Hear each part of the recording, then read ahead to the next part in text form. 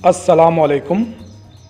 ये महबूब नगर का पहाड़ी इलाक़ा है। यहाँ पर एक शख्स रहता है जिसका नाम लिंगैया है। आज हम लिंगैया की कहानी के ज़रिए से जमाते पंजुम का सबक जानवर हमारी ज़िंदगी का ज़रिया का दूसरा हिस्सा यानी भेड़ ही मेरी दौलत है के बारे में पढ़ेंगे। लिंगैया जहाँ वो अपनी भेड़ें चराता है वो एक पहाड़ी इलाक़ा है और भेड़ें चराते हुए तकरीबन 30 किलोमीटर रोज़ाना पैदल चलता है।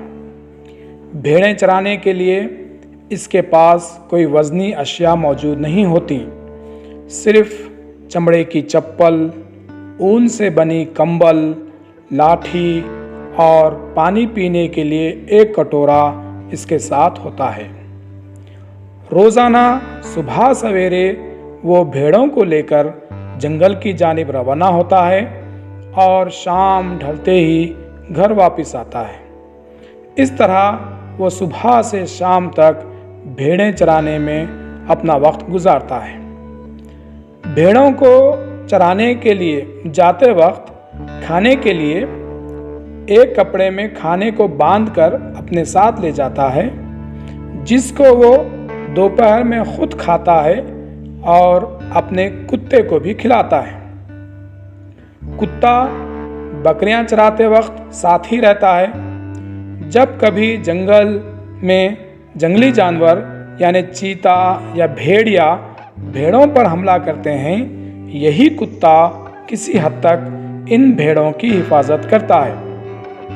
मौसम गर्मा में जब कभी घास की किल्लत होती है, चरवाहे भेड़ों को लेकर तकरीबन 5 महीनों के लिए अपनी भेड़ों के 10-10 के ग्रुप बनाकर इन इलाक़ों में जाते हैं जहां घास और पानी मौजूद होता है। जाते वक्त ये लोग अपनी ज़रूरियात का सामान गधों पर लाद कर उन जगहों पर जाते हैं जहां पर पानी होता है। इस तरह गधे सामान ढोने के काम आते हैं। अक्सर ये चरवाहे तालाब, कुंटों या कैनाल के करीब रहते हैं। रातों में भी वो वहीं रहते हैं। बाज़ दफ़ा रातों में सांपों का ख़तरा रहता है। ये एक लंबे अरसे तक जंगलों और मुख्तलिफ देहातों में रहते हैं, जहाँ चंद किसान इन चरवाहों को अपनी भेड़ें इनके खेतों में रखने के लिए कहते हैं, जिसके लिए वो चरवाहों को पैसों के साथ साथ चावल और तरकारियां भी देते हैं। इस तरह वो एक दूसरे की मदद करते हैं। जब भेड़ें इनके खेतों में रहती हैं तो खेत में भेड़ों का फुजला खाद के काम आता है, जिससे ज़मीन ज़रख़ेज़ होती है और किसान को फ़ायदा होता है। चरवाहे कई महीनों तक अपने घर वालों से दूर रहते हैं। एक दफ़ा जब लिंगैया अपने भेड़ों के साथ अपने घर से दूर था तो इसके वालिद का इंतकाल हुआ, लेकिन लिंगैया को इसकी खबर भी नहीं पहुंच सकी थी। इसके बाद लिंगैया ने एक सेलफ़ोन ख़रीदा और इसके ज़रिए वो अब रोज़ाना अपने घर वालों से बात करता है। मुनासिब दाम मिलने पर चरवाहे अपने भेड़ें फ़रोख्त कर देते हैं, लेकिन चरवाहे इन भेड़ों के बच्चों को वो अपने पास ही रख लेते हैं। जब ख़रीदने वाला ताजिर इन भेड़ों को ले जाता है तब इन चरवाहों की आँखों में आंसू आ जाते हैं।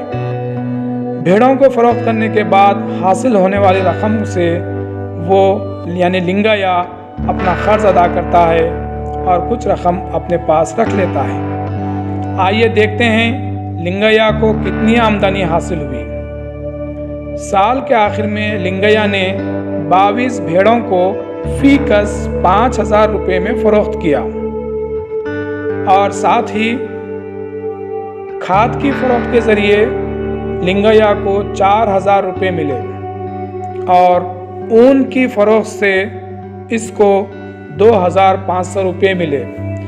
इस तरह जुमला 1,16,500 रुपये लिंगैया को मिले, यानी लिंगैया की आमदनी हुई 1,16,500।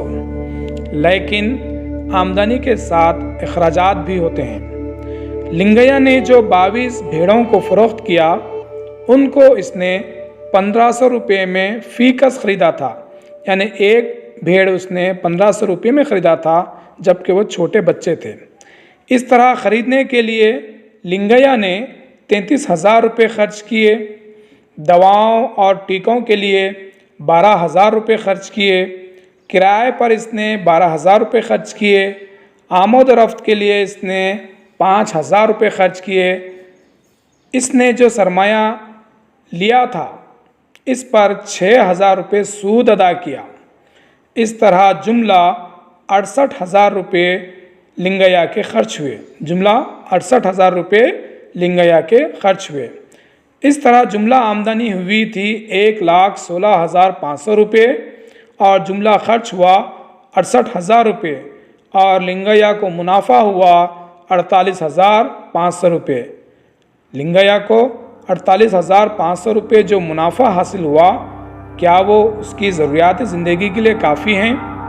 क्या इसको अपनी मेहनत का सिला बराबर मिला? गौर कीजिए और गौर करके इन सवालों के जवाब दीजिए। और जो वर्कशीट दी गई है इस वीडियो के डिस्क्रिप्शन में मौजूद है, उस वर्कशीट को आप डाउनलोड करें। डाउनलोड करके आप उसको हल करें।